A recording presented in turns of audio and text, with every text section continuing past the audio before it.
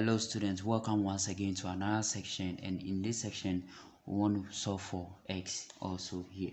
So we have 2, then we have the cube root of 10x here minus 18 here plus 5 being equal to 6 here over 3 as negative 1 over 3 here, then plus 5. So what we have to do is to group like terms.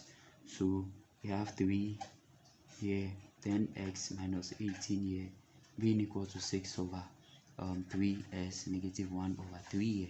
Then we have 5 plus 5, which goes to 0. And then also we can write this side here. So this side here, 3 goes into 7, 1 goes here, 2. So we have 2 here, then divided by x negative 1 over 3, right? Okay, so realize that from here we have 2 here, get rid of this 2 here, and therefore we have the cube root of 10x minus 8 here being equal to, now we have 1 over s power negative 1 over 3. When it goes up, it becomes positive x power 1 over 3, which is just so it comes up this way, and therefore we have 10x here minus 18 here being equal to the cube root of x, right? So since we have cube root on the right hand side and the left hand side, what we have to do is to cube both sides. So we apply cube on both sides, right?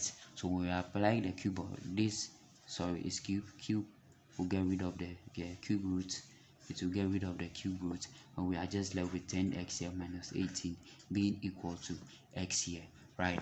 So from here we'll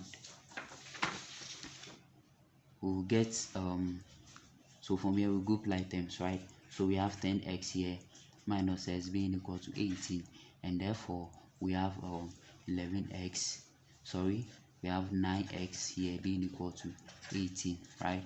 So we divide both sides by 9 gets rid of 9, and x here, 9 goes into 7, 1 goes here, 2, and we have s to be 2. So therefore we can conclude that x here is just equal to 2. Yeah, so thank you very much for joining me in this section, and I'll see you guys in another section.